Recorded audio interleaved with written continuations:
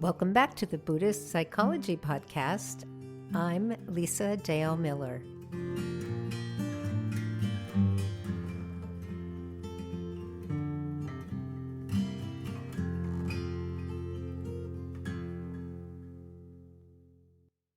I'd like to use this episode to explore two fundamental Buddhist psychological concepts I raised in the last episode: emptiness and identity confusion.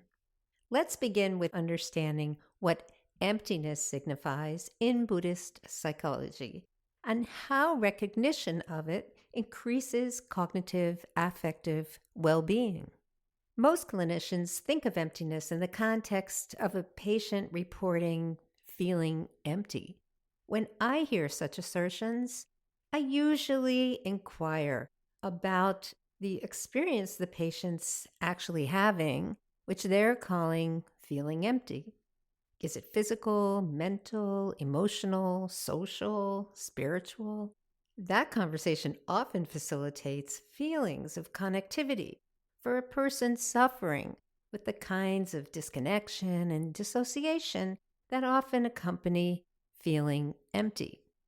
In Buddhism, emptiness is not a lack of feeling or disconnection. Rather, emptiness is a doorway that opens us to greater understanding of the self and how we suffer when a self does not recognize its own interdependent, co-arisen nature. Philosopher Thomas Langan wrote, "In Buddhist thought, emptiness expresses a fundamental interconnectedness of difference and unity, a loss of the subject-object relationship that typifies the Western dualistic perspective." And he adds, "Nothing in reality stands alone." So Langan is suggesting a web of relationships in which everything is concretely caught up in systematic interactions with all other things.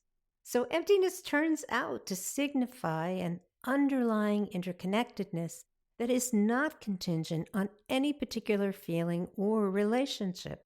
It is the way all phenomena are fundamentally constructed, ever arising, existing, and passing away in coexistence. Western physics has several frameworks which suggest this kind of interconnectedness. Chaos theory posits small, initial changes that lead to large, unpredictable outcomes within complex systems. Field theory posits forces interacting within continuous fields.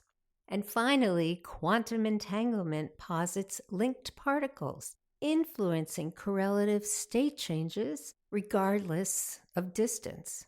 So interdependent co-arising seems well understood by both ancients and moderns. Western psychology also recognizes the importance of interdependent co-arising.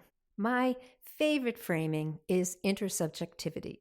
The intersubjective school of psychoanalysis hypothesized an intersubjective field which mediates synchronized bidirectional knowing existing in and between interacting minds. Intersubjectivity has three attributes: agreement, commonly understood shared meaning, and divergent meaning. Marriage and family therapists like myself are highly trained in various kinds of systemic psychotherapy, precisely because we know families and couples are living complex systems whose proper functioning largely depends on the health of the system and its interconnected relationships. This is why all members of a system need not be agents of change, because one person who changes their behavior impacts all other family members, and that influence can be wholesome or unwholesome. This is a very concrete, practical way to understand emptiness. In the West, conscious experience is said to have two parts: subject and object. the manifestation-only teachings of Buddhism, as well as Heideggerian philosophy, posit three parts: perceiver, perceived, and the things in themselves. Like a hologram, each part contains the other two parts. For this reason, Buddhist psychology asserts there is nothing called seeing that is separate from what is seen. This is the interdependent co-arising of phenomena and processes, which Buddhist psychology designates as emptiness. In the suttas, the Buddha explained this point to Bahia the wanderer by saying, "In the seen, there is just the seen. In the heard, there is just the heard. In the sensed, there is just the sensed. In the thought, there is just the thought." In other words, the essence of experience is experience itself. And because human perception is flawed, one experience can look like different things to different people. Buddhist psychology also posits a storehouse consciousness, which, among other things, houses a deeply embedded ideation of a solid separate self. It manifests in conscious awareness as the energy of ignorance, thirst, and craving, and mental activity that continually assesses experience as either me or not me. This self-reification is the primary obstacle to directly recognizing emptiness. Cognizing how everything is impermanent and interdependently co-arising is the only way to stop grasping at the false view of self as separate, solid, and permanent. Doing so facilitates what Buddhist psychology calls revolution at the base, meaning cessating self-delusion at the deepest levels of perception.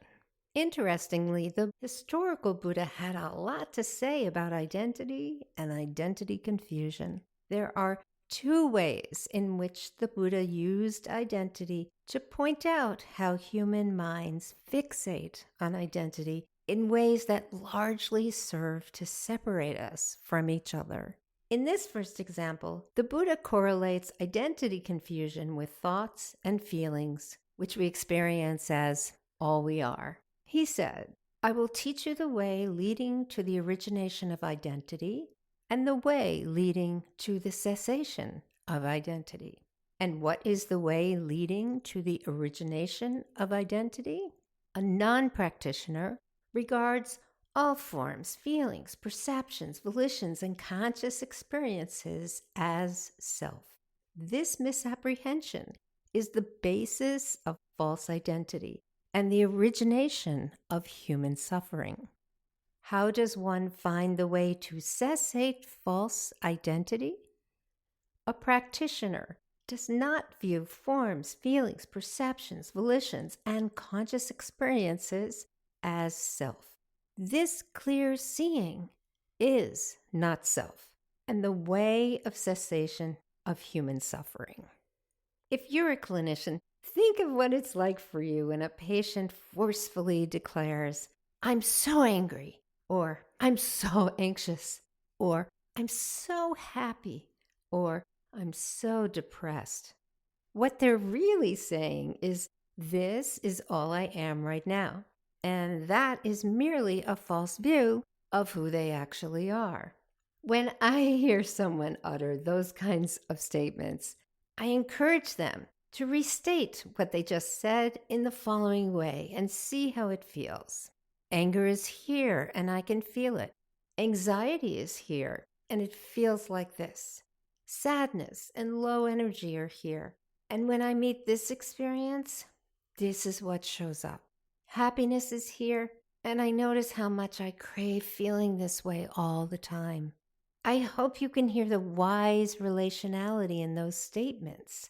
Self-obsession and separateness have fallen away, and what is left is a being in the midst of connective internal and external experience even if that experience is unpleasant, and makes them recoil or avoid.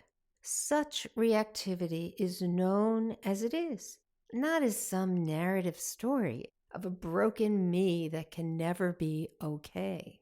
Western psychology calls this view decentering, but honestly, it's so much more than that. It's resting surely in the actuality of the way things are, knowing experience devoid of delusion and agitation.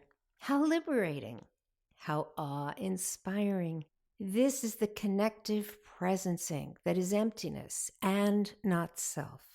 For me, these are the most satisfying moments with patients, watching them lift themselves from limited notions of who they are and what this life they live can really offer them.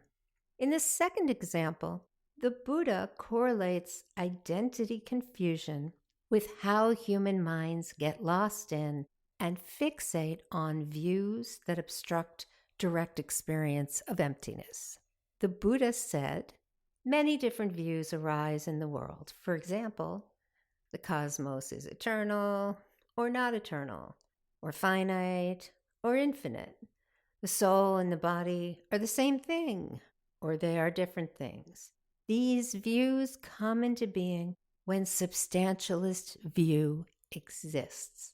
When one is not skilled in the Dharma, that person walks through this world viewing all forms, feelings, perceptions, volitions, and conscious experiences as arising from a solid, substantial self.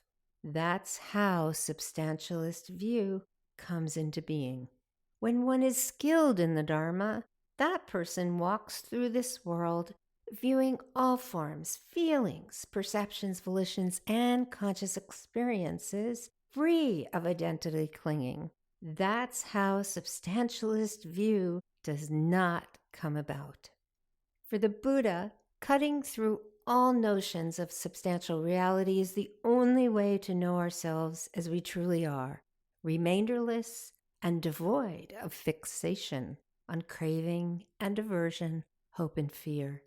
To accomplish that, Buddhist psychology prescribes the Eightfold Noble Path, a comprehensive collection of fake it till you make it strategies for awakening.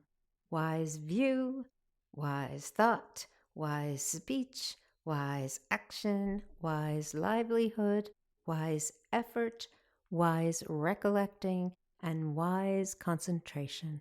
Though the Eightfold Noble Path, honestly, is an episode in and of itself, and I promise at some point I will do that episode, I can assure each of you applying it in psychotherapy is easily done and so liberative for patient and psychotherapist. 2 for 1. Liberate the mind and directly experience the interdependent co-arising of all external phenomena as the infinite play of experience. That is the ultimate prescription for alleviating all forms of human suffering.